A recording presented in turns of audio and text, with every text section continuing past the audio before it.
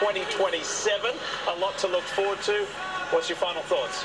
I think South Africa are the best tournament team in the history of the sport. Without a doubt, Rassie Erasmus, take a bow. What he has done in these last 2 World Cups has just blown me away. The sport is going global. It was an international sport for a long time. It is truly growing. This World Cup in France was epic, and congratulations to South Africa. They truly deserve it. Congrats to you. Bring it to you. It's raining over thanks there. for watching, and congratulations, South Africa, World Cup champions.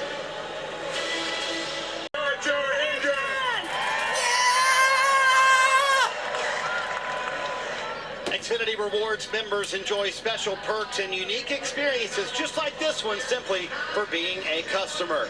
Well, Kyle Larson and Christopher Bell already locked into Championship Sunday, so his 2 spots are up for grabs today. Let's bring in Dale Earnhardt Jr. and Jeff Burton. Jeff, how chaotic is Martinsville as a cutoff race? Oh, this place is so chaotic. We've seen it in the past. And why is it so chaotic? It's a small half-mile racetrack, very tight corners. It's almost impossible to get around here without making contact. But you're going to have to be willing as a driver to make contact in this race. Get your front bumper to his front bumper, move him out of the way, door to door, slam him, move him up the groove. The values and morals are going to be tested all day long here. That's right. And we've seen here at Martinsville the drivers' tempers go through the roof, you know, and so they got to do whatever it takes. So they're racing for a championship. They want that opportunity to do that in Phoenix next week. But as you and me both know, we saw last year something that we've never seen before, and we may see it again today, Marty. Well, Junior, let's take you through the Xfinity starting lineup, and we'll focus on the pole winner, Martin Truex Jr., who in his own words said nothing has gone right in the playoffs for the regular season champion. But as he told me, he's viewing today as a reset for him and his crew. The number 19 pit crew has been much maligned during the playoff run, and this week, changes on the team for Truex, a new rear tire changer, and Jackman coming in. Will the last-second Hail Mary be enough to help Truex advance to the championship for a record 6th time? They have 500 laps to figure it out, Parker Kligerman. Well, Marty, today could be a defining moment in Denny Hamlin's career as he comes to this cutoff race 17 points below the cut line. And he told me, you know, today is not a must-win, but he's approaching it as a must-win. And why not? At 51 career wins and 42 years old, how many more chances is he going to have to get that elusive championship? And what a better place to come than Martinsville, where he's won 5 times. Can he get that 6th win on a day that he might need it and go after a championship, Dave Burns? Parker, Ryan Blaney has the first pit stall in off the backstretch that everybody passes by on their way to their pit stall. Now becomes a liability back in to the line of cars coming past him.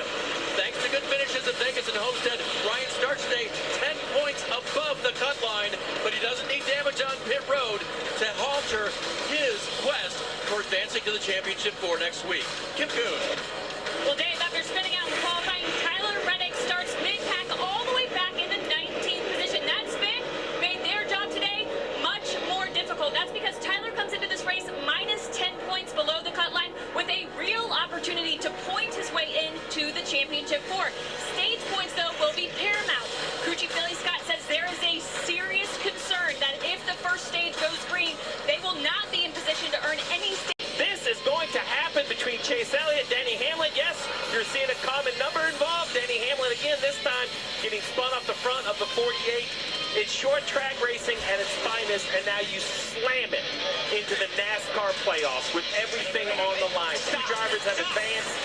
6 have an opportunity for those final 2 spots. It pushes every driver to their limit, both talent and morality. Just reminding you that at the end of the first stage, the top 10 in finishing order have a chance to get up to 10 points. If you win that stage, you get 10 points all the way down to 10th is 1 point. That's what positions, though, count for on the racetrack, too. This is how close it is. Those 2 spots, Byron and Blaney hold them right now. They're up for grabs. They are up for grabs. Here's your cliff notes. Byron at plus 30. He wants a couple good stages to feel maybe not mathematically locked in, but feel very good about advancing. Blaney, Reddick, Truex, Hamlin, an absolute bar fight of a battle for points. Busch Buescher at minus 43. While he's not mathematically eliminated, he has to be thinking this is a must-win situation, being 43 and last on the current leaderboard. Bell, and a gorgeous fall day in Martinsville, Virginia, and the fans have showed up. Sold-out crowd here to see this. The elimination race. Only 4 drivers after today's race will have a shot at the championship. For 35 races now, these teams have worked diligently to try to reach that goal. It all comes down to 500 laps here at Martinsville. This track it's really unlike anything else. You know, Bristol has this kind of Coliseum feel on the top of the mountain. Well, Martinsville has this iconic throwback short track feel. Drivers in the field all grew up racing at a short track somewhere. You know, as the sun starts to set later, the lights will start to glimmer, and that's when that action will be turned up. And right here at the green flag, it's kind of this test of patience, but also opportunity. You can gain spots. Everyone's going to fight to the bottom.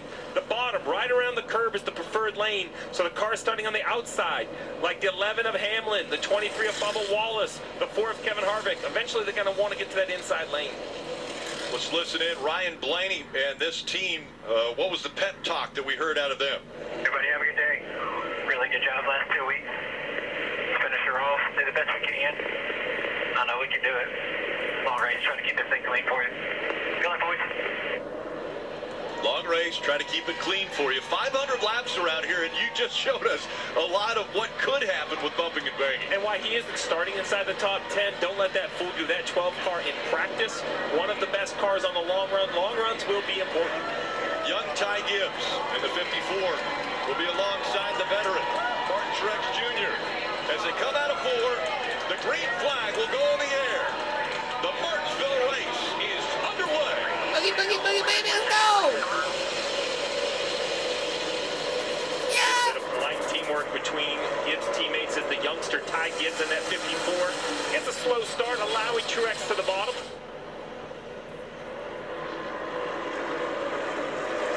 Still a fight for that second spot as Gibbs has the preferred line on the inside. Denny Hamlin in the 11 trying to take that second spot away. And while the bottom is preferred, you can make a little time up top, but the reason drivers are looking for the bottom is this is more work on that right rear tire of the Hamlin. That's the tire that gives up first. So right here he turns in, everything's okay, but as the 11 goes back to the gas, he has to work those outside tires a little harder on the outside of the racetrack. We always hear the 6 degrees of separation. Well, we're riding along on the Coke Zero Sugar number 11 of Denny Hamlin. There is 0 degrees of separation from all the cars that he's racing around because he's either racing with a teammate or a car that, by the way, the 54, that's a teammate that just got in the back of him. He owns the 23 of Bubba Wallace. So he's a team owner and a driver at the same time. 14, that red and black 14 of Chase Briscoe. Up front here, now we're on board with the Toyota on board of Christopher Bell. He's back here just outside the top 5. 2 wide in front, Kevin Harvick below. Kevin Harvick, final year of his career coming to a close, only here and next week at Phoenix. I know we're going to talk a lot about the playoffs and the potential champion we're going to crown next week, but it's also going to be a big send-off these next 2 weeks for Kevin Harvick. And the crowd so respectful and knowledgeable here at Martinsville.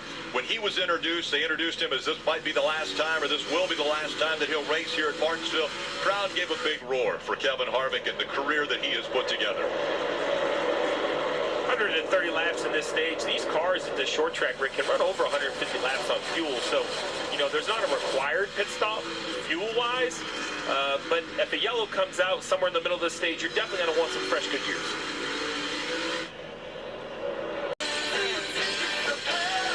Chris with him down there, and both 3 and 4, him 1 and 2, moves him up the track, and then we'll watch Bubba here down in turns 3 and 4. Gets him just a little, hey man, little contact there, but Bubba didn't really make it too difficult on him. Could have. Early in the race, though. Then If he does not get stage points here, Hamlin running first, Truex running second. That's a lot of points that those guys could get. Blaney, he's running 7th with a fast car. Maybe he's going to even go fix that problem. Like, he is not going to make a change to the car to make it ride over the rubber better. What Christopher's got to do is figure out where he needs to put the car so he doesn't have to run through the rubber, or